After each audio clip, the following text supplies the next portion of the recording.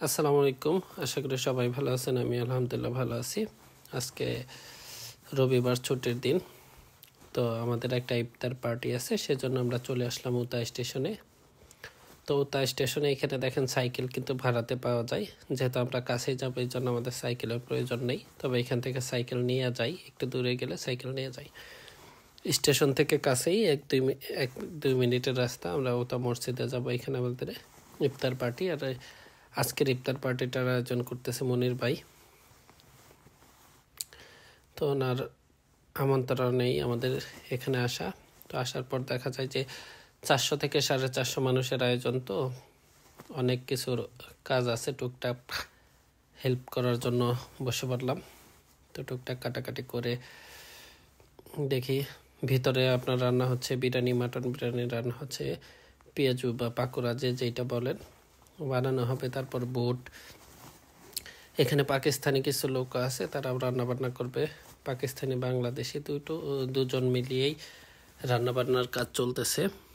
তবে দায়িত্বে পাকিস্তানিরা আছে, আশা করি ভালোই হবে।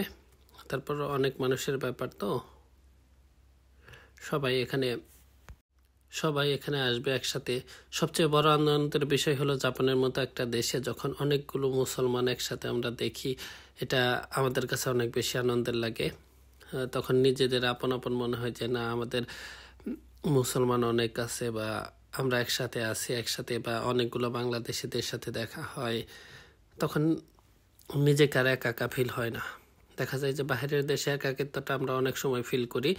তবে যখন এরকম কোনো ছোটোখাটো আয়োজন বা কোনো কিছু করা হয়, তখন খুব মনে হয় যে আমার ফ্যামিলির লোকজন বা আমাদের দেশের লোকজন সব একসাথে আছে, বা মুসলিম একটা জাতি একসাথে আছে, এতগুলো লোক, অন্যরকম একটা ভালো লাগা কাজ করে।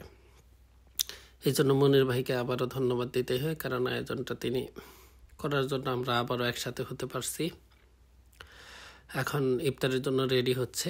তো দেখা যায় এই নিচতলা এবং দোতলা মসজিদ, তো দু জায়গায় মিলেই নর্মালি পাকিস্তানিরা এভাবেই ইফতারগুলোই করে।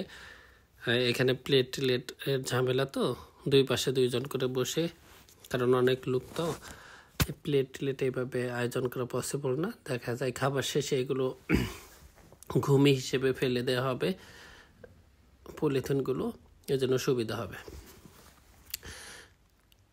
তো এখানে মুড়ির কোনো আইটেম নেই, যে জাপানে এরকমভাবেই চলে।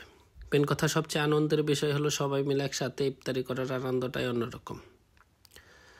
মাশাল্লাহ, অনেক লোকজন হয়েছে, খাবারের আয়োজনটাও আলহামদুলিল্লাহ। আরও লোক দেখা যায় যে অনেক লোক আছে, উপরে চলে গেছে। এইখানে আমরা নিচে আছি, উপরেও কিছু লোক আছে। দোতলা মসজিদ, তো দুই জায়গাতে মিলেই লোকজনের